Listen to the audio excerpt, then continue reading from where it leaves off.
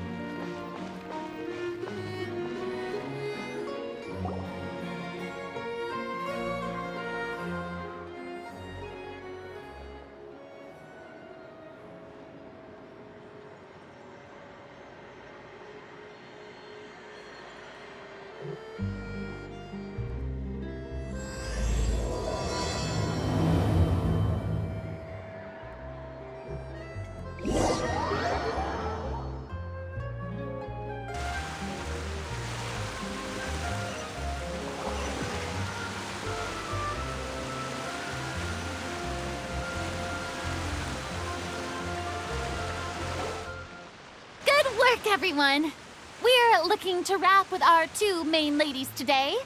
I can already smell our success.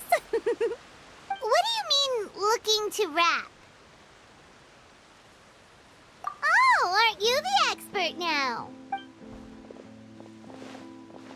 This upcoming scene is the two musketeers' final confrontation with the Baron. There will be quite a bit of action, but no choreography beyond what we've already rehearsed. Anyway, get ready. Lights, camera, action!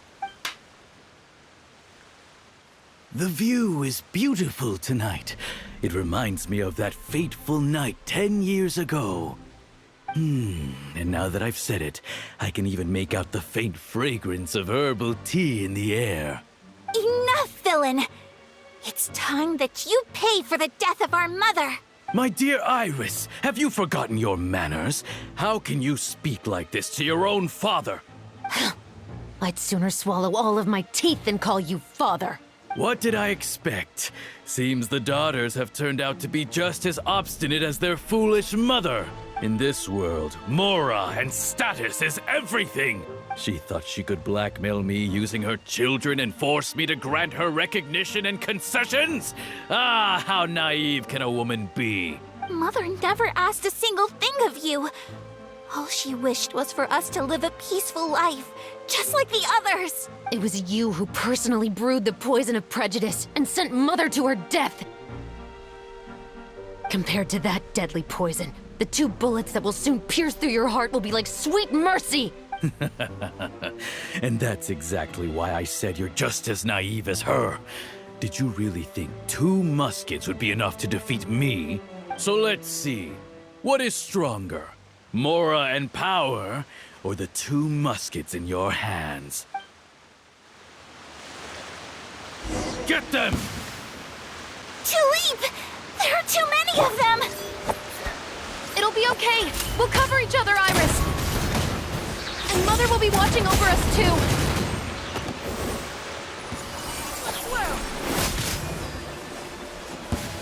Whirling snow!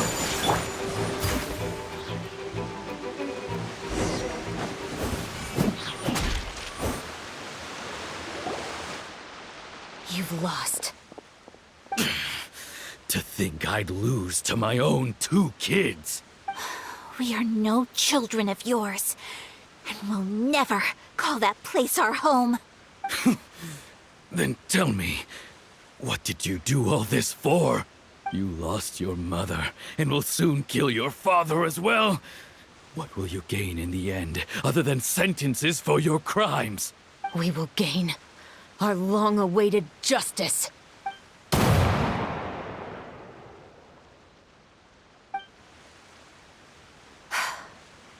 It's over.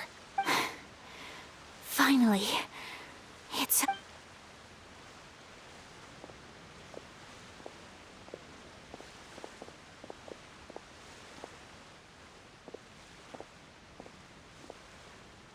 So, where will you go now, Tulip? I'm not too sure, Iris. Maybe somewhere with lots of flowers? After all, Mother always did love going where the blossoms were. What about you? I want to go visit Mother's grave. Yeah, that's not a bad idea. Huh? Tulip, look! What is it? It's Mother's favorite. The rainbow rose. Look, it's blooming again.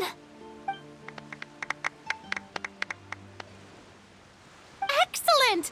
That was beyond mesmerizing. Even I didn't expect this scene to go so well. And we got it in a single take. All right, everyone. We've got a wrap for Tulip and Iris. Congratulations, Ayaka and Chevres!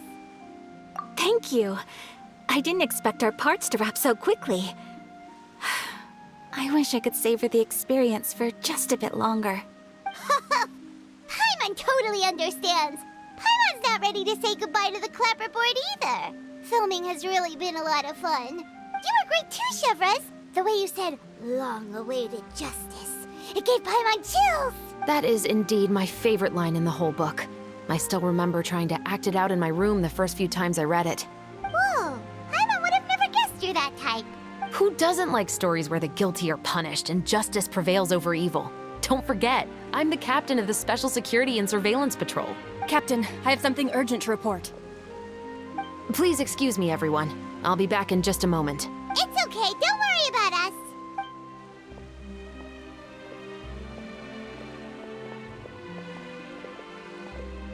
Oh?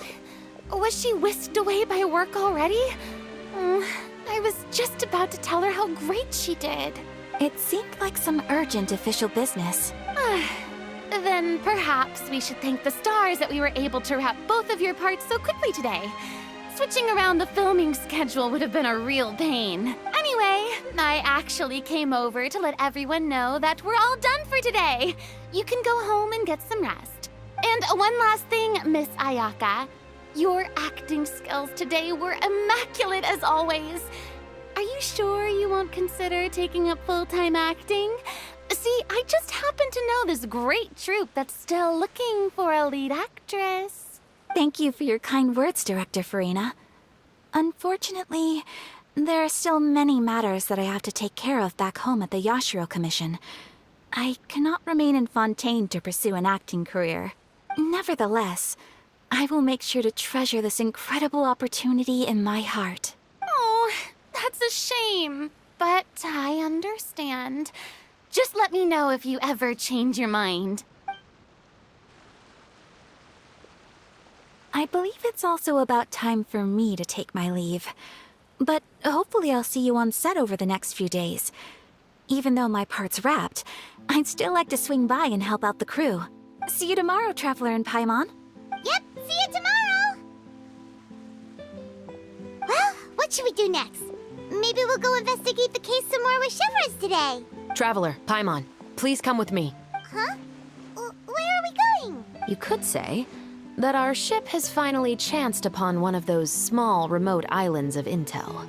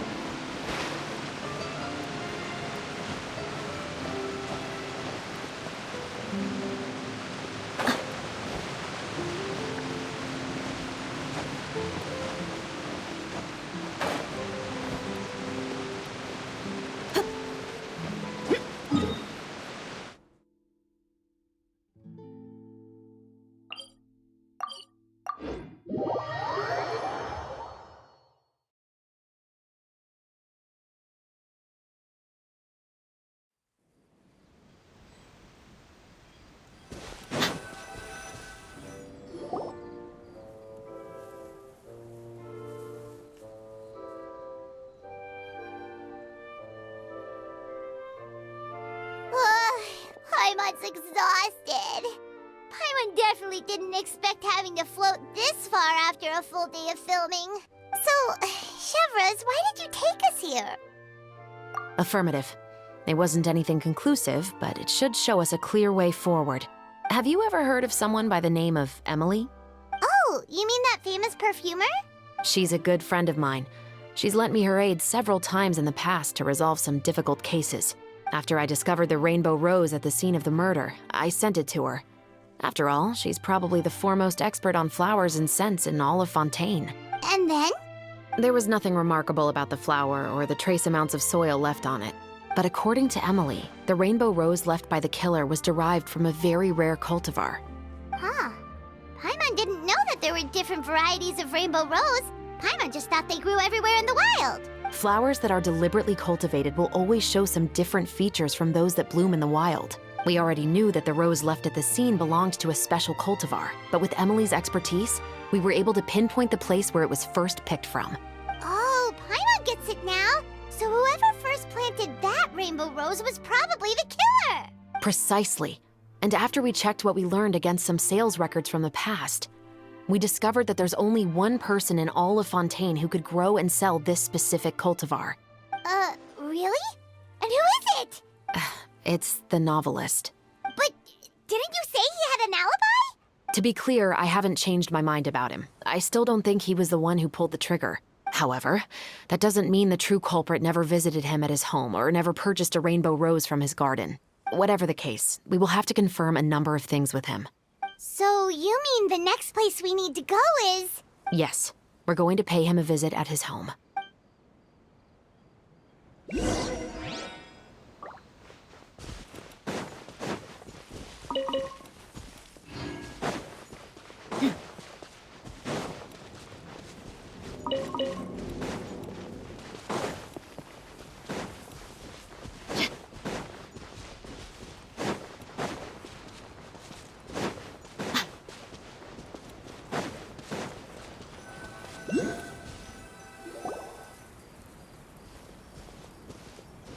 That should be his house.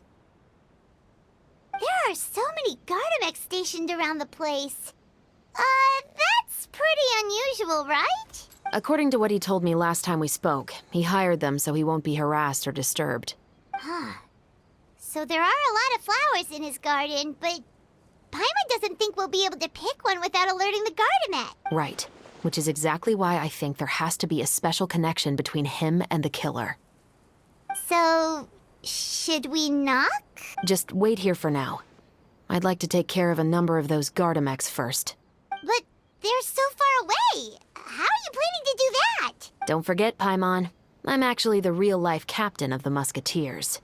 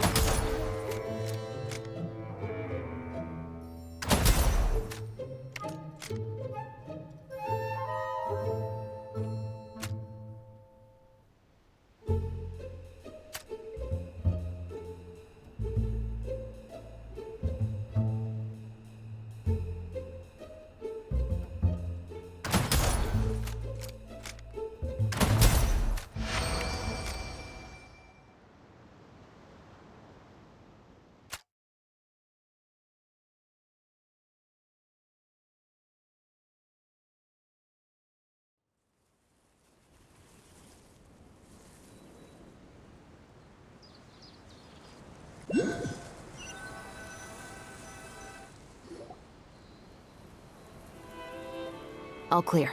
Let's go. Wait!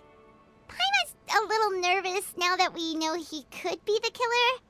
Can we go over our plan of action again? I'll go knock on the door and make sure it's safe inside. Once we're sure that we're in the clear, I'll ask him to come with us for a quick round of questioning at the guard's headquarters. But can't we just arrest him? We still have no evidence that he's the killer, or that he lent the killer any direct aid. Still, it would be appreciated if you could pick a rainbow rose from his garden for me while I'm talking to him. It'll help the Marachose Phantom confirm Emily's theory. Sure, no problem. Just be careful, Chevreuse.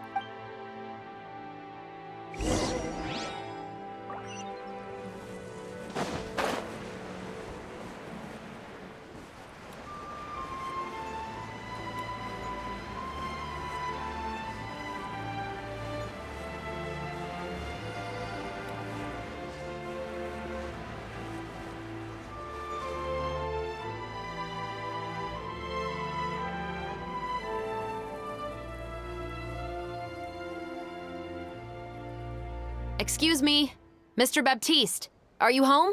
Who could it be at this hour? Oh, it's you, Officer Chevreuse. Would you mind accompanying me to the guard's headquarters, Mr. Baptiste? We would like to ask you some questions about a case. Oh, is it still regarding the murder case from before? I cannot confirm or deny that at this time. So it is then. Listen, I need you to come with me, Mr. Baptiste. Miss Chevreuse, I'll save you the trouble. Oh, and you two over there? There's no need for you to pick my flowers either. It's not time for them to bloom yet. Oh! Okay.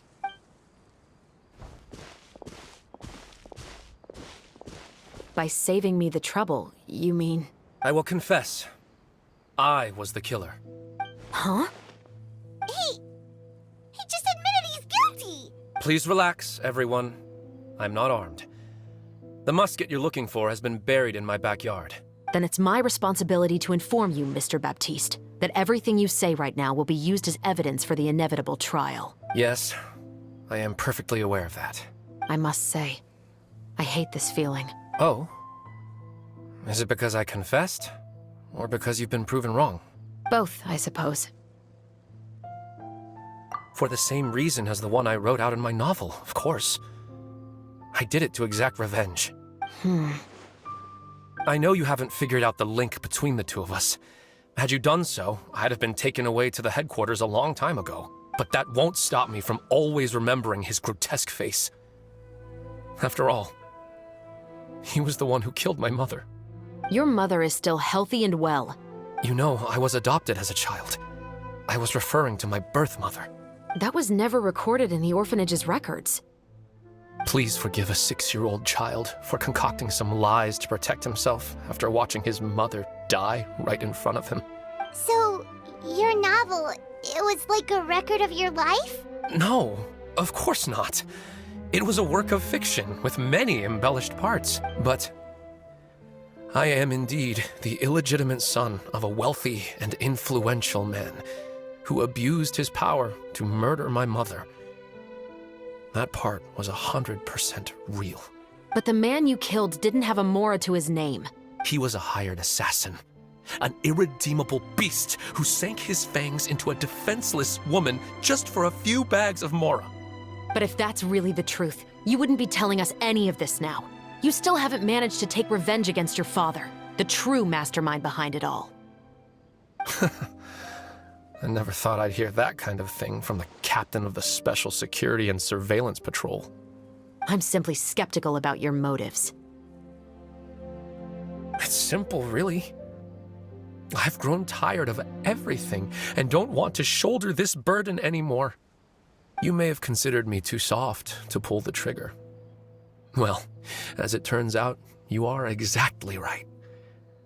I've become overwhelmed by the aftermath of the murder. So you're going to call a stop to your revenge, just like that? The true mastermind is too rich and too powerful for me. I've accepted that I will never be able to avenge my mother alone. And so what? The characters in your book never gave up. Now, Officer Shavras, I'm the one who has killed a man, aren't I? Are you trying to convince me to commit another crime? What's your father's name? How do you plan to prove the veracity of all of your claims? Well, I'd like to speak with you privately. Sure. Why don't we speak privately at the guard's headquarters? No, it has to be here. I must ensure that we won't be overheard.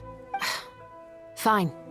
Let's talk here. When I said won't be overheard, I meant by anyone. I would like to speak with you and you alone.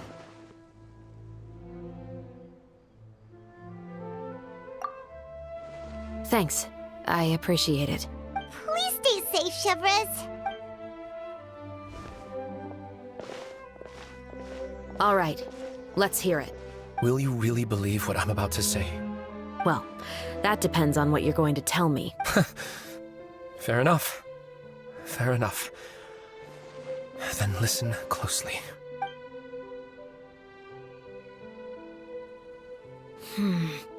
So that's how it's all connected. So, it seems you believe me after all. Do you want me to go public with this? No, of course not. At least, not right now. Then why did you bother telling me? You've read my work. What do you think? Even if you were to go public with all of this right now, he'd simply deny everything. It's been too long. Almost 20 years.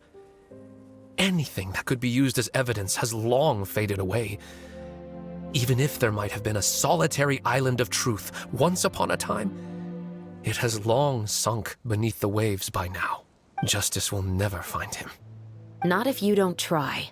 I know that as the captain of the Special Security and Surveillance Patrol, you will always stand on the side of justice. But do you really think a cushy life in prison really constitutes justice for him? I bet he could lead an extremely comfortable life in the fortress of Meripede.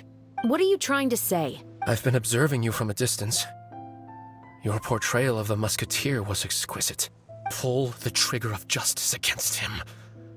Let the villain get what he deserves. You want me to let you go so you may complete your revenge? No, Officer Shavras. I know that would be impossible. No. What I'd like is for you to perform the deed on my behalf. Oh, Chevres sure is taking her time. What could they be talking about anyway? Oh, Paimon's worried. What if he decided to attack her? Oh, you do have a point. Still, do you have any idea who the rich person might be? And why the novelist doesn't want us to hear what he's saying to Chevres? Sorry to keep you waiting, you two. Hey, how did your talk go? I've already sent someone to escort Baptiste back to the headquarters for questioning. He wasn't lying about the musket. It was indeed buried in his backyard. But what about the name? Did he tell you the name of the rich guy? Yes, he did. But for now, I have to return to the Special Patrol. There are still a few loose ends I need to tie up. I'll probably be quite busy over the next few days, so apologies if you don't see me on set. All right, Paimon understands if you can't tell us everything you know. We'll just keep an eye on the Steambird then. Actually, there's still something else I need your help with.